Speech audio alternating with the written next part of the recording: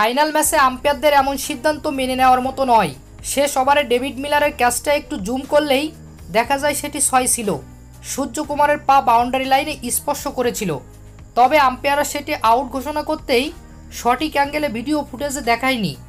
সেটি আউট না হয়ে 6 হলে হয়তো বা ম্যাচের ফলাফল দক্ষিণ আফ্রিকার পক্ষে যেত। এবার ভারতের বিপক্ষে কেমন অভিযোগ আনলো বাংলাদেশের সাবেক ক্রিকেটার মাশরাফি বিন মুর্তজা। প্রথমবার ফাইনালে উঠে বিশ্বকাপটা প্রায় নিজেদের করে ফেলেছিল দক্ষিণ আফ্রিকা। শেষে 30 বলে 32 রান করতে না পেরে হলো না স্বপ্ন পূরণ, তবে ম্যাচের আশা টিকে ছিল শেষ ওভার পর্যন্ত। 20তম ওভারের প্রথম বলে যখন ক্যাচ আউট হয় ডেভিড মিলার, তখন সব স্বপ্ন শেষ হয়ে যায় দক্ষিণ আফ্রিকার। তবে এবার মাশরাফি বিন মুর্তজা ফাঁস করলো গোপন তত্ত্ব। তিনি বলেন আম্পায়ার ম্যাচটি ভারতকে জিতিয়ে দিয়েছে।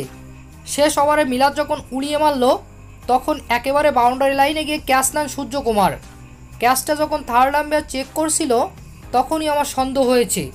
তারা এমন অ্যাঙ্গেলে থেকে দেখাচ্ছিল যাতে স্পষ্ট বোঝা যাচ্ছিল না সূর্যকুমারের পা বাউন্ডারি লাইনে স্পর্শ করেছে কিনা।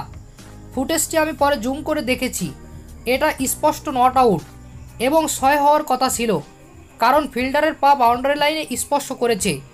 তবে আম্পায়াররা সেটা আউট দিল। আউট না হয়ে 6 হলে ফলাফল ভিন্ন কিছু হতে পারত। একটি ভুল সিদ্ধান্ত দক্ষিণ আফ্রিকাকে বিশ্বকাপ থেকে বঞ্চিত করলো। ভারতের সাথে ম্যাচ হলে এরকম কিছু হবে আগে থেকে অনুমান করে রেখেছিলাম। আম্পায়ার সবসময় ভারতের পক্ষে কথা বলে। প্রিয় দর্শক, এটা আউট নাকি 6 জানিয়ে দিন আমাদের কমেন্ট বক্সে। ধন্যবাদ।